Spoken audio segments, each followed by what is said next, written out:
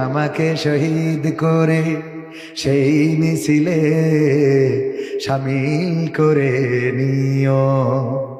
যেই মিছিলের নেতা আমির হামজা, খুবাইব খাবাব তোমার ছিল যারা অতি প্রিয়, শামিল করে নিও।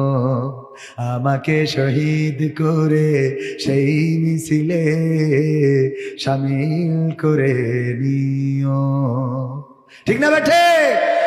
আমরা তো ফরিয়াদ করি, আল্লাহ আমাদের পানিতে ডুবাইয়ে মরণ দিও না, আমাদের তুমি এই নদীতে গাবুরা পার হওয়ার সময় কোন নৌকা ডুবিতে মরণ দিও না। আল্লাহ তুমি আমাদের অ্যাক্সিডেন্টে মরণ দিও না। আল্লাহ তুমি আমাদের হার্ট স্ট্রোক, ব্রেন স্ট্রোকে মরণ দিও না। আল্লাহ তুমি আমাদের কোনো দুর্ঘটনায় মরণ দিও না। আল্লাহ তুমি আমাদের বিমান হেলিকপ্টার ক্র্যাশ খায়ে মরণ দিও না। আল্লাহ মরণ যখন দিবা, কোরআনের আন্দোলনে থেকে বাতিলের বিরুদ্ধে লড়াই করে যেন জানটা দিতে পারি, শাহাদাতের মৃত্যুটা আমাদের নসিবে দিয়ে দাও, বলেন আমিন। এই মৃত্যুর আকাঙ্ক্ষা আমাদের আছে না নাই?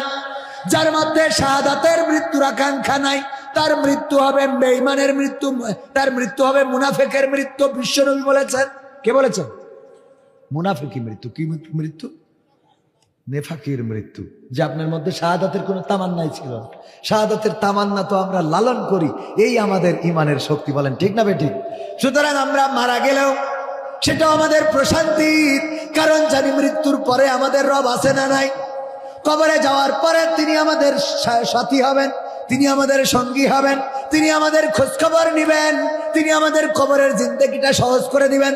আমাদের আল্লাহর নবী শিখিয়েছেন, বিশ্ব নবী সাল্লাল্লাহু আলাইহি সাল্লাম বলেছেন, শাহাদাত হলো একটা ব্রিজের মতো, একটা সেতুর মতো। এটা হলো এমন যে এই পারে মারা যায় আর এই ব্রিজটা পার হয়ে ওই পারে জান্নাতে পৌঁছে যায়, বলেন সুবহানাল্লাহ। তো সুতরাং আমরা এই ব্রিজ দিয়ে পার হইতে চাই না? এই ব্রিজ দিয়ে যে পার হইতে চায় না সে তো মুসলমানই না। কারণ মুসলমানদের আকাঙ্ক্ষা হলো আমরা আল্লাহর সন্তুষ্টি অর্জন করে জান্নাত নিতে চাই। সুতরাং জীবনটা আল্লাহর দিলেই আল্লাহ সন্তুষ্টি হয়ে যায়, আর আল্লাহর পথে আমরা জীবন উৎসর্গ করে যদি ব্রিজ পার হয়ে জান্নাতে যেতে পারি, সেটাই আমাদের সবচেয়ে বড় প্রাপ্তির, বলেন ঠিক না বেঠে? এই জান্নাত কি আমরা চাই? কে কে হাত উঁচু করেন? নারায়ে তাকবীর, লিল্লাহি তাকবীর।